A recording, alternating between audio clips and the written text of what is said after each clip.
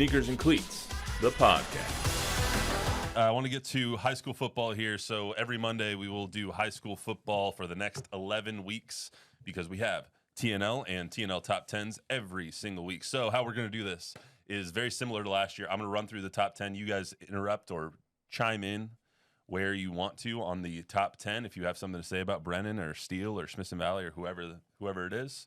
And then we'll get to the TNL matchup. So number one in our TNL top 10 was the Brennan Bears. The Steve Baser-led Brennan Bears. They're 23rd, if you ask Dave Campbell's, ranked the 23rd best team in 6A. Their first game is going to be against Reagan, who's our 8th ranked team. Defensive-led team last year, but they do have their running back and their quarterback coming back this season, so hoping to vault into a new world offensively in the 6A region. They probably had the best defense that they've had since their state run early in the 2010s. They've probably had the best defense last year. They should have probably beat Lake Travis last year, but they didn't. Smith and Valley, head coach Larry Hill, coming off his first championship ever, is the number 2 team in our TNL top 10. They are the second-ranked team in 5A D1. I'll give you one guess as to who number 1 is. It's Aledo. Aledo is always number 1 because they deserve to always be number 1 because they win almost every year. Yeah, so how about 2 teams from that league in our top 5 as we skip ahead maybe just a little bit without giving any team 3 teams in that district in the top 10. There you go. 3 teams in that district in the top 25 of 5A teams. So that district is going to be ridiculous.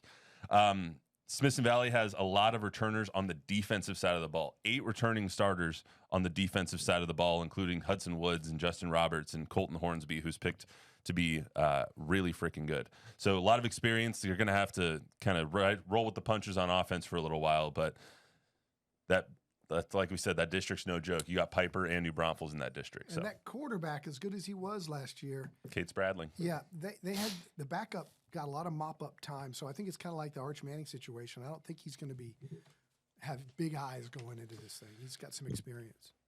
Some people that do not have a lot of experience is Cibolo Steele, who in Dave Campbell's words written in their magazine, Steele doesn't really go through a rebuild very often, but they might have to this season because they lost so much offensive firepower last season with their quarterback, both the receivers, everybody on the offensive line. They only have 2 returning starters on the offensive side of the ball. David Sines is going to have a tough task this season. Something tells me they'll be just fine as long as you got House of Hatton back there. Yeah. I can't believe that guy's finally a senior now. I know. We've been talking about it for 10 years. You're absolutely right. Jonathan Hatton, the running back going to Texas A&M in the fall, switched over his commitment last season from Oklahoma to Texas A&M.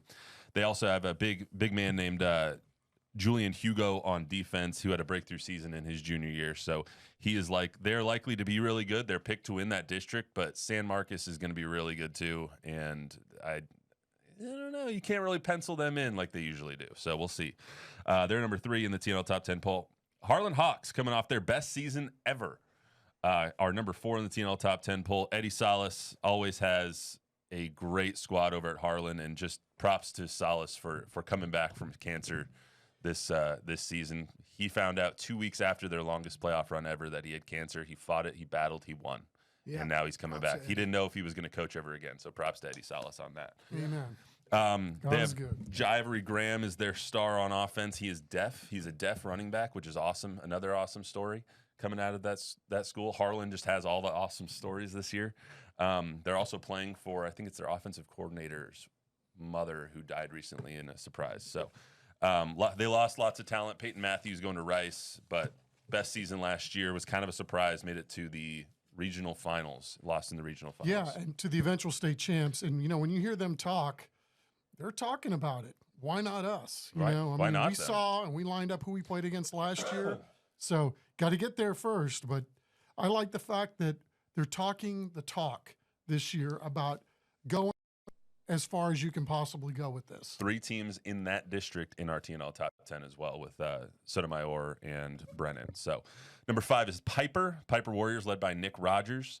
They are the 11th ranked team in 5A D1, part of that Smithson Valley district. They play Bernie on Friday. Got 6-6, 6 returners on offense and defense. Rogers and his team took a really tough loss last season in the second round. They were undefeated. Flower Bluff comes to town and beats them in double overtime in Nick Rogers was shocked that they went for 2 to win that game. So they've got a chip on their shoulder to come back, and they kind of remind me of UIW, offense that clicks no matter who's at quarterback. But sometimes you get the wrong quarterback in there, and maybe your offense doesn't click. So And they've been real good at getting a quarterback every year out of the portal. they have, pretty much, honestly. So they're going to be really good. The Johnson Jaguars are 6th. Their head coach is T.P. Miller. We'll talk about them just here in a little bit since they're on TNL. Number 7 is New Braunfels. They're the 3rd team in that district that's going to be really good. They're the 23rd ranked team at 5A D1. Play Madison on Friday. That's a team that has a chip on their shoulder under Brad Mulder. It's going to be his 3rd year, I believe, as the head coach up there. Caden Mills is one of the best athletes in our area, so they just got a loaded district. Even if they play their best, I don't know if they can win that district. It's just so tough with Smithson Valley and Piper. Reagan Rattlers are number 8. They're going to be really interesting this year. Preston Myers takes over as head coach for Lyndon Hamilton. Don't know how much of a hiccup that'll cause because he was the DC there for 4 years. Now takes over as the head coach, kind of like in Bernie where their DC is taking over as the head coach for Shea Hendricks. So Cole Higby is preseason district MVP on defense. So their defense is going to be clicking. 7 returning starters, including Cole Higby and Hunter Cacciatore. Their offense is probably going to take a little while to gel, but I wouldn't be surprised if that first game against Brennan is like 10-7. Like it really might be like 17-14, both defenses just duking it out like crazy. Yeah, they're looking for some playmakers at Reagan, the way I understand it, right? You're right. The defense should be okay, but, it is going to be a little bit different than what we've seen from Reagan in years past. And you're right. It might take a game or two for them to get their footing. I mean, it's hard to make up for a guy named Cole Pryor, I mean, Cole Pryor Well leaves. said. Cole Pryor leaves, and you got to find somebody to take on all those yards and plays. So, Sotomayor Wildcats with one of my favorite head coaches in the entire area, Juan Morales. Here. Made the I just got a tweet that said no sign of Micah Parsons at the open portion of practice today. Anyway, made the playoffs for the first time in Sotomayor history last year. Coach Morales believes this team can do it again, especially with Chauncey Moon being another year older, Cameron Grady another year older. Their offense should be really good this season. Coach Morales, guy in his mid-50s, and reminds us all that we don't spend enough time in the weight room. Right. Also, just reminds everyone to be just a kind. He's just one of my favorite people that I've met. They're all grown up too, right? This is the first year that they'll have seniors be seniors, and so, Exactly. their seniors that went through the whole program. Yeah, their first full 4 years. class. Yes. So, good point there. And then lastly, number 10, the Brandeis Broncos, led by Keemy Lewis, his 2nd year. They missed the playoffs for just the first time in the last 3 seasons, I believe. They got their junior quarterback, Winter Smith, coming back, 6 returners on offense. They lost a lot of production, a lot of skill guys, and a lot of offensive linemen. But, I mean, one could make the argument that you didn't make the playoffs last year with those guys. So maybe you get some new blood in there and you're able to right the ship. They're in that district with Reagan and with Johnson. So they got some talent, and I think Don and I saw Winter Smith last year. Man, he looks the part, and I know sort of kind of new towards learning the position at this level, but he's adapted very quickly. Got the tools. So let's talk about Johnson Judson. TNL Week 1 is the Johnson Jaguars versus the Judson Rockets. Is the 4th year I think they've played in the non-conference schedules. This Thursday, 7 o'clock at Rutledge Stadium on CWSA. These two will be in the booth. I'll be on the sidelines. We do have a new presenting sponsor this year. It is the Little Caesars. Pizza. Little Caesars Thursday Night Lights, presented by the Gomez Law Firm. So go through the Johnson Jaguars first. They have a lot of returning production. 6 offensive starters, 9 defensive starters. They're 30th in 6A. Their top returners, guys like Bryson Thomas, Mikael McCreary, Joshua McNeil. Elvis Estrada was picked to be the preseason offensive MVP per Dave Campbell in that district. They have never won back-to-back district titles in their 18-year existence because Reagan has always kind of been there. Brandeis has always kind of been there. They're picked to win again this season, and they have a lot of returning production. They did lose Bubba Johnson, who was half of their offense last year, it felt like. He was running the ball every single down. Let's hear from the Johnson Jaguars, and then we'll talk about the Judson Rockets. Fall practices are kind of winding down now. It was just like, did you get everything that you kind of wanted to see out of your team during fall practice this year? We did, physicality, mental mistakes, cleaning those up, and just coming together from all of our hard work that the student athletes that took place this summer. And so fall season's here. We have week 1 next week versus a strong opponent, Judson. Let's talk just real briefly about that, because you get to start the season on TNL.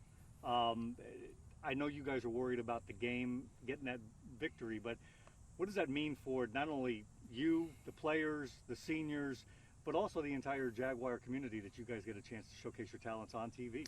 It's always important to showcase, because this place is a special place. This community, Johnson, the support that we have from our administration, and even our athletic department with Coach Gavon coming over. I mean, it's just phenomenal. So being able to showcase that and our seniors, the first last non-district game, and we want to start the season off on a great foot. But also, all of our extracurricular band, cheer, dance, being able to showcase everything that they have been working towards in the summer as well. Do you take in a little bit more because this is your senior year, this is your last run at fall camp in high school? Yeah, I mean, kind of do, but I've done it before, we've done it before, so I just I'm just ready to play, just ready to get the W. What do you like about this defensive unit, and what can Jag Nation expect when you guys take the field? So I like the main thing I like is our chemistry, since we're all friends with each other. We're just together, we're more more focused, we're more locked in for you. We're trying to make it further this year. And they should expect a lot of picks, a lot of fumble recoveries, all that. Yeah. What do you like about this offensive unit as you guys get ready to wind down fall practice and get ready for the season? We all show up with effort every day. We all just put our best foot forward, and regardless if we're hurt, we're tired, we still come with the end goal in mind. What we did last year doesn't matter anymore. You know what I mean? So we're just gonna build. Although we're still building off of it, we're not going to be we went second round last year. We're just starting 0-0. I know you're worried about the game against Judson, but for a senior, one last chance to get to showcase your talents on television for all of San Antonio and South Texas to see. What does that mean to you? It's cool, you know what I mean?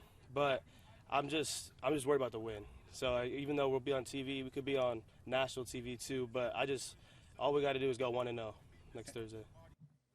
So on the other side of things, as compared to Johnson is Judson. Judson is in a much different position where a lot of people are picking them not to make the playoffs once again, which is not what they're used to. So especially under Mark Soto. Mark Soto's had I don't want to say he's had a rough go since he's been back at Judson, but they haven't been as good as I know he wants them to be since he's gotten there. They have a few returning starters. They did lose their 3-year starting quarterback, Elijah Favela. He graduated last year.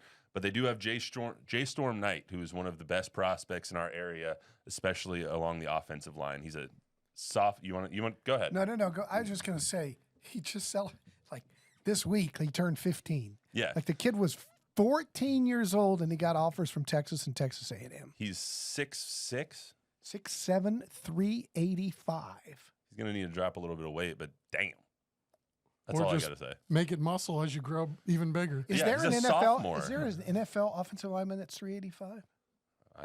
Not off the top of my head, I don't know. I don't think so. I don't think so. Usually it's about 320 is the max, right about there, 320, 330. But I mean, he's a big MFer. He's a big kid. He's his own area code. Yeah. And I mean, they have a lot of Nate Boot. I'm going to pronounce his name wrong. Booty is how I believe his last name is pronounced. We're going to hear from him in a second. They have a lot of veteran leadership on their offensive line that's coming back, but they do have to work out a new quarterback. They have to work out new weapons on the outside. You're going to hear from Mark Soto here in a second. He is 100% committed to getting back to the playoffs and proving everyone wrong this season. So. Yeah, I wouldn't bet against him either because, a lot of this is he's trying to build a different culture, wants more straight and narrow, and if anybody's up for that job, it's Mark Soto. And, yeah, I would not go to sleep on a Mark Soto squad ever. Yeah, take a listen to how intense Coach Soto is when Jack asks him these questions. People may not think we're going to be good, but it sounds like your bunch wants to show everybody something. I'll tell you right now, our kids are confident in what they can do, and our coaches are confident as well. So we're looking to move forward and make sure that we understand that we take off around here. We don't just stay on the landing pad. We take off. So what kind of bounce back do you expect this year? I expect to go to the playoffs and go several rounds. That's what I expect. And so do our kids, which is more important than what I expect. We expect to win this season. Yes, sir. We've been grinding all season, off season, and all that. Elijah left after being a 3-year starter. What are you looking for with these young quarterbacks? I'm just looking for them to be leaders, and that's what they've been doing all practice. All three of the dudes we got battling right now for that starting position. They've been perfect at battling for the position and being able to lead the team. It's definitely a really cool moment because we had a game last year we got to play on TV, and we won that game, and it was a very big moment for us. And being able to start the season that way this year against a team we've been playing for 4 years straight now, it's a very special moment. We've been going back and forth for years now, so it's very exciting. Yeah. So, Mark Soto, you can feel it. You can just feel it when he talks. Like, all right, calm down, man. I like it, man. You get juice from that, right? Well, every time we do a Judson game on TNL, he comes over to the sideline interview, and I'm like, I better hurry.